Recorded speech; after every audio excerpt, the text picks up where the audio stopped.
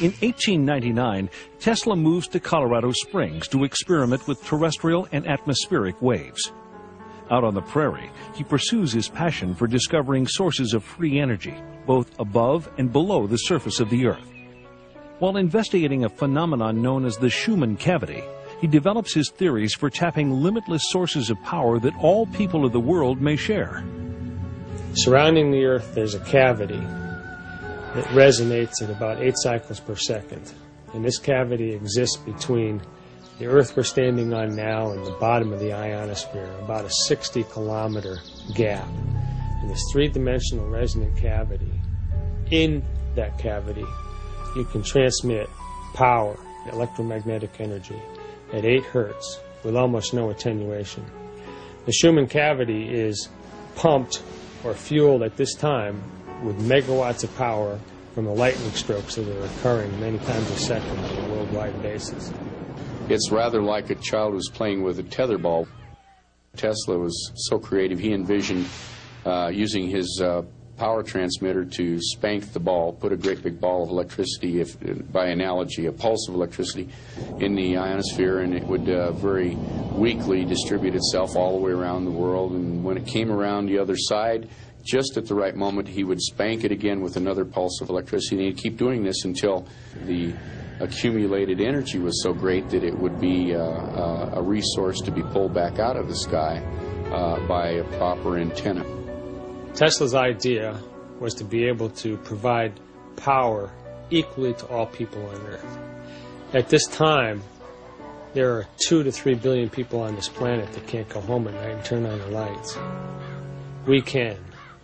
The people that can are living in poverty. Tesla saw that there was a division between the have and the have-nots, and he was determined to make electrical power equally available to all people on this planet as a gift.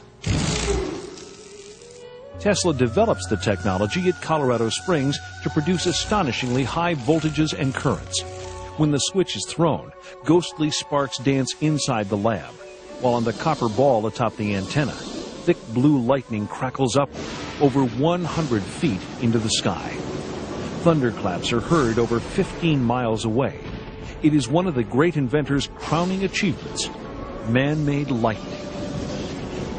At Colorado Springs, he had a 56 kilovolt ampere Westinghouse transformer that George Westinghouse gave to him, and it had various taps on it up to 55,000 volts. And through the amplification of this transformer into his magnifying transmitter, he's able to actually blowing up the Colorado Springs, some of the generators in the Colorado Springs plant at a distance of about 25 miles away. Originally, it was thought that he generated or used so much power from the utility company that it burned out a couple of their generators. Since then, there's been some conjecture that actually he was picking up more energy from the surrounding air at that high altitude, and it was feeding back into the generator, and you cannot feed electrical energy back into a generator, and that's what blew him out. And they wouldn't sell him any more power until he and his assistant went down and repaired the generators. Tesla determines that waves of energy in the Earth can be used to transmit power to any point on the globe. In laboratory tests, he successfully demonstrates the illumination of wireless lamps many miles from the laboratory. But his experiments also produce more ominous possibilities. Alpha waves in the human brain are between 6 and 8 hertz. The wave frequency of the Schumann cavity resonates between 6 and 8 hertz. All biological systems operate in the same frequency range. The human brain's alpha waves function in this range, and the electrical resonance of the Earth is between 6 and 8 hertz. Thus, our entire biological system, the brain and the Earth itself, work on the same frequencies. If we can control that resonant system electronically, we could directly control the entire mental system of humankind. Tesla, aware of the awesome power this aspect of his discovery might unleash, decides to keep it under wraps. With the success of the Colorado experiments, Tesla moves back to New York City. After courting several financial backers, he is introduced to J.P. Morgan, the infamous banker and international financier. Morgan is convinced by Tesla's promise that he can, quote, build a world broadcasting system that will earn millions. Inspired by the earlier works of genius attributed to Tesla, the business-savvy Morgan invests $150,000. Though he must concede 51% ownership in his radio patents to the fabulously wealthy industrialist, Tesla nevertheless proceeds with his construction of the legendary Wardenclyffe Tower in 1900. Wardenclyffe laboratories were built by Tesla to try to prove his dream, his radio transmission of power. First, it started off, he told his backers it would be just voice communication, but his real dream was power. Soon thereafter, with Wardenclyffe in the midst of construction, Tesla receives a report that Guglielmo Marconi has successfully completed a trans-ocean radio transmission. Morgan threatens to pull out. Rather than admit defeat, Tesla expands on his original idea for Wardenclyffe, transforming it into the pilot project for his long-envisioned global power and communications system. Tesla promises Morgan that he can erect a system of towers that will pull down energy from the ionosphere, making it possible to transmit electricity throughout the world without wires. In short, free energy for everyone. Tesla was called a nut because Tesla also said that he could generate without any fuel, without any solar energy, without any wind power, he could generate electrical power, and he did do that, and that was something that the fuel companies didn't want to have happen. He was also able to broadcast electrical power through the air without any wires, and that project was stopped by J.P. Morgan when the commercial consequences became obvious. Seeing no way to make a profit from Tesla's free energy device and convinced Marconi would monopolize radio, Morgan backs off. Ironically, over 40 years later, the Supreme Court of the United States determines that Marconi copied his radio technology from patents already held by Tesla, and that it was Tesla who actually discovered wireless transmission. Some believe that the Wardenclyffe fiasco was about more than just money.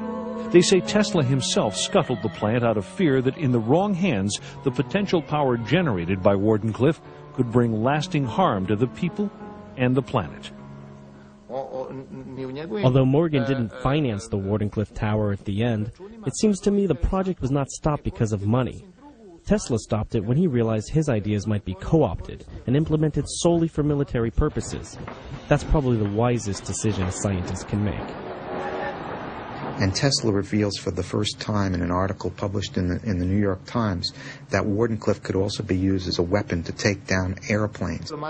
He managed to stop the catastrophe that would be attributed to him, because being able to free and target down 2 billion volts from the ionosphere is sufficient to burn any city on the planet.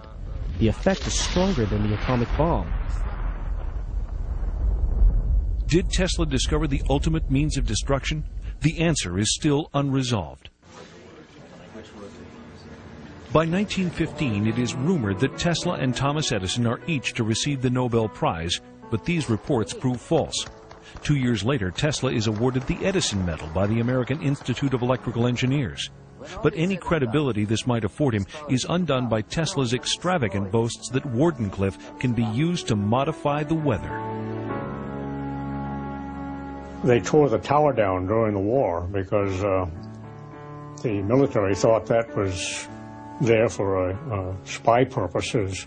It took at least 3 or 4 charges of dynamite. It was so well built, they almost couldn't demolish it. But before it was completely dismembered, it was experimented with by someone who wanted to project scalar waves. All the birds, seagulls, and everything else left the area. There wasn't one within 20 miles.